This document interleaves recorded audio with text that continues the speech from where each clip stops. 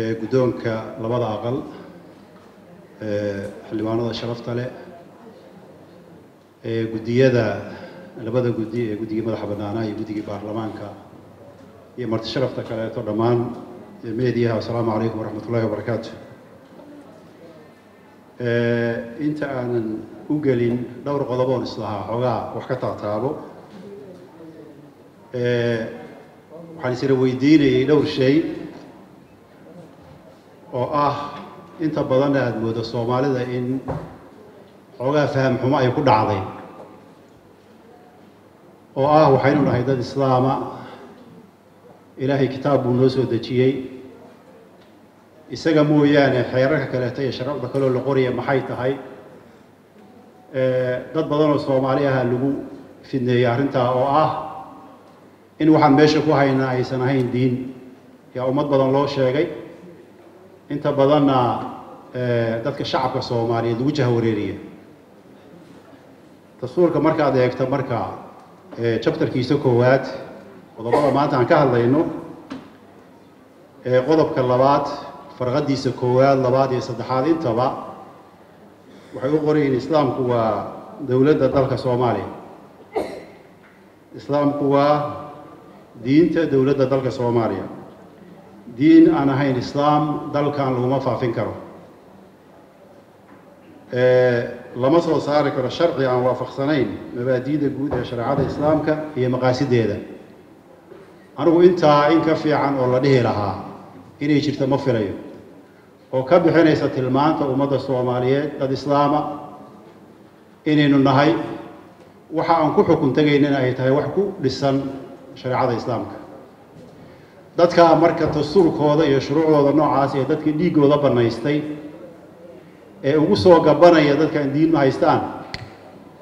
berri ka maalin rabbi subxaanahu wa tacaala waxay la hortagi lahaayeen ayaga u taallaa taa marka intaa araar bay ga tahay haddaan marka si toos ugu galo insha allah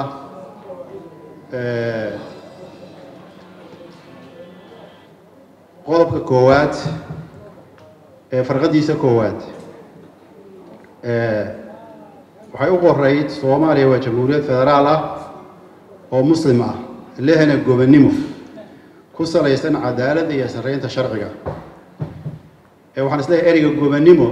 kaliya meel ma istaagi karo kulli dadka luqadda si fiican Soomaaliga u yaqaana waxaan ku daray marka saddex qodob oo ah oo muslim ah lehna gobonnimo madax bannaani dhuleed ummadeed iyo hogaamineed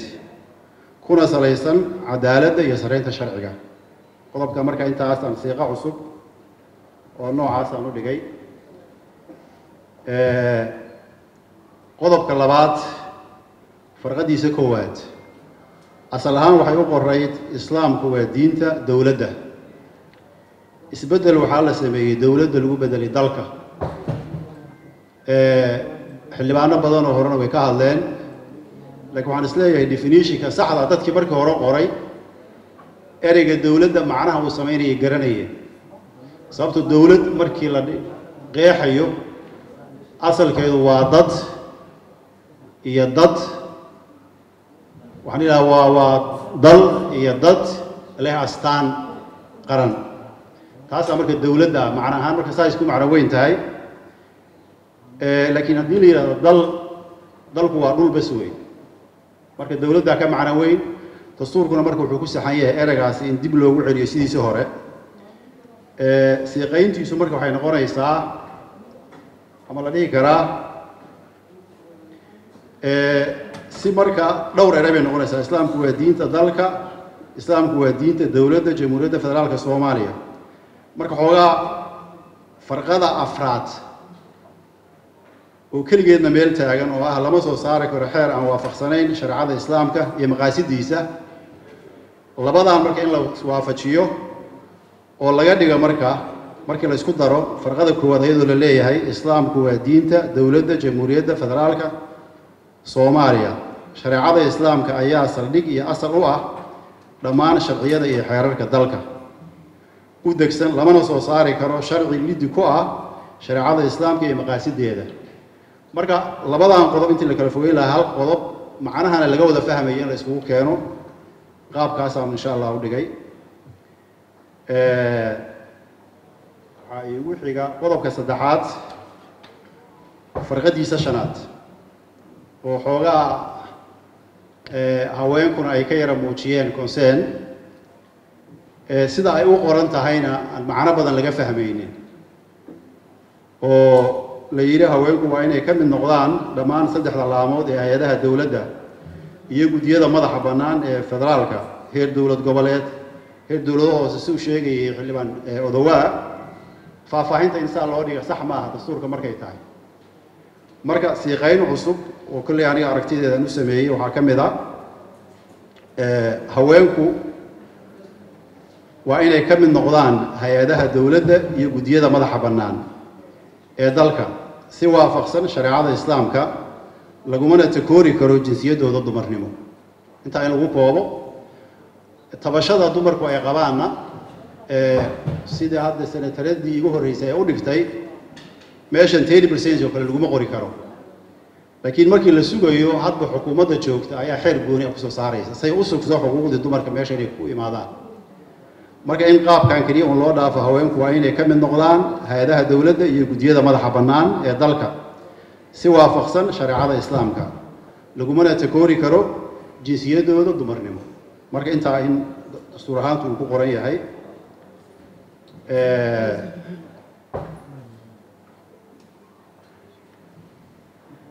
waxaan kaloo imid qodobka toddobaad farqadiisa saddexaad farqadaas waa la tiray sababta loo tirayna waa kulli waxaa la yidhi waxay khilaaf ku abuureysaa xuduudayadii waxay la tahay annagu dhulka Soomaaliyeed waxaan aaminsannahay in gumaystuhu uu kala jarjaray ummadda Soomaaliyeed deegaankeeda iyo dhulkeeda waa la yaqaanaa laakiin xuduud beenaad ummadda Soomaaliyeed loo sameeyay ayaa jira annaguna raalli ka ahayn ummadda Soomaaliyeed raalli ka ahayn lagana tashan muddana dhulkaasi inuu naga maqan yahay oo dhul aan sheeganayna weey dadka yagina ay ku nool yihiin haddii aan ka tanaasulayno dhul ahaantaas iyo dad ahaantaas daadiisi ummaddu wada hadal bay galaan waxbaa wax lagu bedeshaa marka annagoo taagtaag inaan niraahna aan ignore gareyno aan iskaga tagno anigu meelsha ay ku saxan tahay ma garanayo waxaan leeyahay marka awood dhulka yagii aan ku sheegano haddii aan weyno awood dhulka yagii aan ku helno yeenan waayin awood aan dhulka naga maqan ku tilmaano waana sida marka hore dastuurka ay ugu qornayd oo ah dhulka jamhuuriyadda federaalka Soomaaliya ee khilaafaadka suuhdimaha caalamiga ay ka dhasheen in xalintooda loo maro tub nabadeed iyo iskaashi waafaqsan qawaaniinta dalka u degsan iyo kuwa caalamiga ah farqada meesha sidaas ay awal ahayd sideeda in loo daayo haddaan wax ka fiican aan ku bedelanaynin hadiisi meesheeda in loo daayo oo aan laga saarin marka taasna in meesha farqada sideeda loo daayaan qabaa qodobka sideedaad shacabka jamhuuriyadda federaalka Soomaaliyeed ayay awal ahayd waxaa lagu bedelay Soomaaliyeed waxaa lagu bedelay Soomaaliya haddana farqada saxideeda farqadan waxaa laga bedelay farqadan waa la bedelay waxaase kaliya laga bedelay federaalka bas la yiri bedelitaankii Soomaaliyeed iyo Soomaaliya waa nagala qariyay say meesha ugu qorantay lama xusin sababta loo xusi waayna jamhuuriyadda Soomaaliyeed dadku meesha ay koobayso waa yaqaanaan laakiin Soomaaliya markii la yiraahdo waxay dhulkiina hore loo soo tiray dadkina hadda la rabaa in la tiro arrintaas sax ma aha waa arrin si hoos la isku hoosgelinayo waxay maanta ito waxyaabaha laga doodayaa waxaa ka mid ah European Union iyo African Union iyo la isku wadaa dadka yagii Soomaaliyeed oo bangal diri dhaba lughaye ilaa iyo kudaa ku noolaa inaan annaga isa sii kala saarna wax sax ma waxaan u kalifayna ma jiraan ummadda Soomaaliyeed markii aan kala geynin erayga dib ha loogu celiyo ummadda Soomaaliyeed jamhuuriyadda Soomaaliyeed ee qodobka ugu dambeeya ee caasimadda ee qodobka 9aad farqadiisa koowaad caasimaddu waa inay noqotaa magaalada Muqdisho haddii dastuurkan aan ansixino waxaan ku ansixinaynaa caasimaddu inay noqonayso magaalada Muqdisho sida ay ku noqonayso marka optionadii la soo bandhigay anigu waxay ila tahay optionka koowaad inuu noqonayo sababtoo caasimad iyo maamul goboleed isma qaadan karaan saxna ma caasimadda haddii aan ka dhigana magaalada muqdisho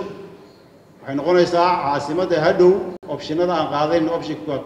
number 1 inuu noqdo saddexda option oo naloo soo bandhigay number 1 inuu noqdo